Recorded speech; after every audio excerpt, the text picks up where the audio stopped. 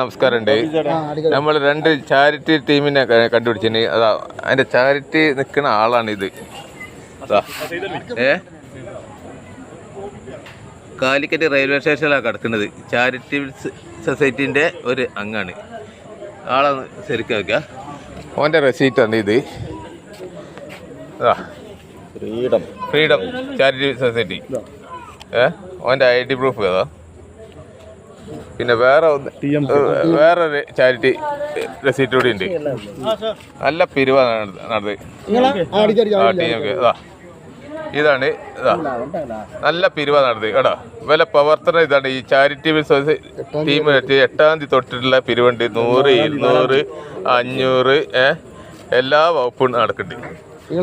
നല്ല പിരിവ നടത്തിട്ട്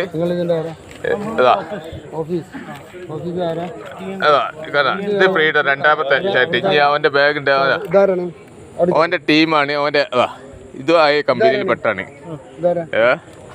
അപ്പൊ ശ്രദ്ധിക്കണം. ചാരിറ്റി കൊടുക്കുന്നവര് ശ്രദ്ധിക്കുക. ഈ തട്ടിപ്പുകാരാണ് ഇവിടെ ഉള്ളത്.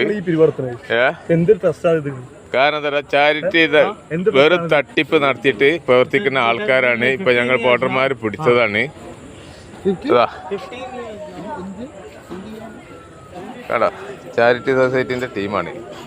നല്ല വെള്ളത്തിൽ അടിച്ചിട്ട് ചാരിറ്റി പിരിവ് നടത്തിയിട്ട് വെള്ളമടിച്ച് റെയിൽവേ സ്റ്റേഷനിൽ കിടക്കുന്ന ടീമുകളാണ്. കോഴിക്കോട് റെയിൽവേ സ്റ്റേഷനാണ്. 1ാം പ്ലാറ്റ്ഫോമാണ്. അതിന്റെ അവന്റെ ഒരു കമ്പനിക്കാരനാണ് പറഞ്ഞിട്ടാ വന്ന്. ഓക്കെ, അപ്പൊ ശ്രദ്ധിക്കുക എല്ലാവരും. ചാരിറ്റി വഴിയിട്ട് ഒരു പണ ഇടപാടും നടത്താതിരിക്കുക. ഒരു തട്ടിപ്പാണ് ഇത് കേട്ടോ. എല്ലാവരും ശ്രദ്ധിക്കുക.